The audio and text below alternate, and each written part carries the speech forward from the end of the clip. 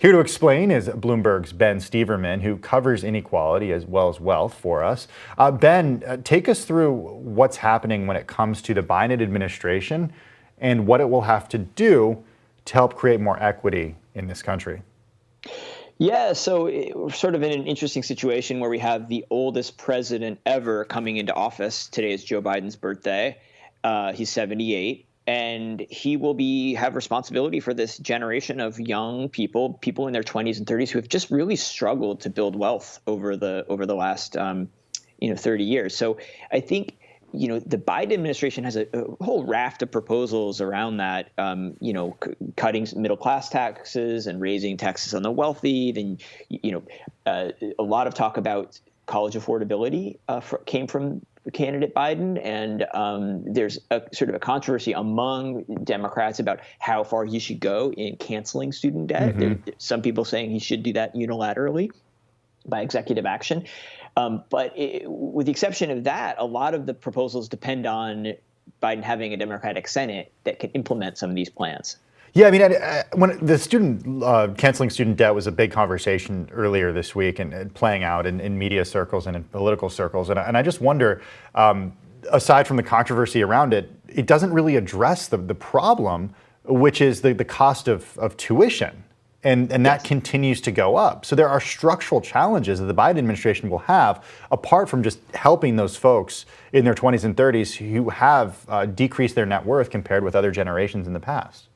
It's a great question because you look at education, you also look at housing, especially in places, in metro areas that young people need to live to have, get good jobs, that places that have had the growth. Those metro areas are very expensive.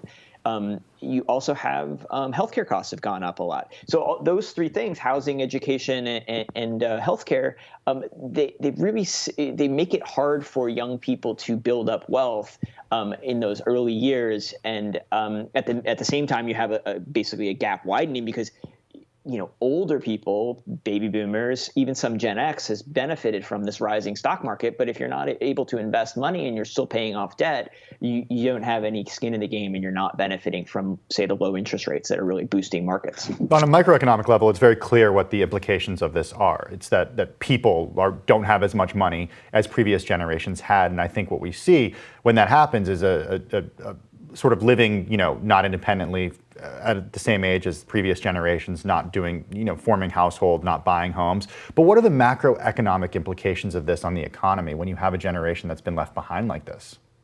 Yeah, I mean, one thing that it does is I think it holds back consumption, it holds back consumer spending. But there's also like a longer term question that actually Deutsche Bank raised in a piece they recently published. Basically questioning, and this is a global phenomenon of young people, struggling to build wealth. I think it's worse in the U.S., but UK, Europe, the same issue is happening where young people are having a hard time getting going and sort of a failure to launch. The question is, what does that mean for politics going forward? Millennials are now larger than the baby boom generation. Their preferred candidate got elected this time. They're going to have even more votes in future elections. Does that mean that this generation might start questioning capitalism and start really going for some really radical policies, whether in the U.S. or elsewhere, that could undermine capitalism? And so as an investment bank like Deutsche Bank certainly doesn't want that to happen. Yeah, that's a really good point. And we saw that play out certainly in the primaries here in the U.S. with so much support for Bernie Sanders, and then also the support that AOC has been able to get from such a large number of young people.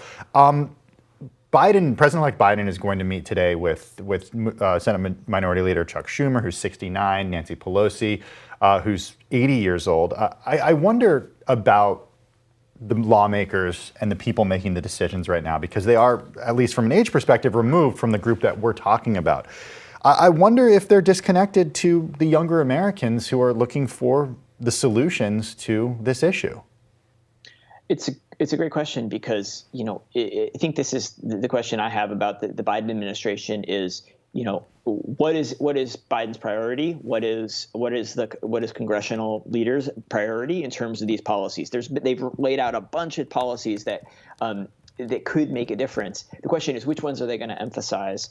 And how much are they really going to focus on, say, this plan to invest trillions of dollars in new jobs and infrastructure and green energy. That could end up employing a lot of young people, especially young people that don't have college educations, and provide that wage boost and provide some good long-term jobs that could really build wealth. But will that happen? I don't know. And it's not just in Schumer and Pelosi and Biden's hands. It's also in the Republican members of Congress' hands, and how much they want to compromise and work on deals to help this generation. Yeah, it's a really important issue, and it's one that we'll continue to cover here on Quick Take. It's an important issue for our viewers, too. Bloomberg's Ben Steverman, thanks so much for joining us on Quick Take today.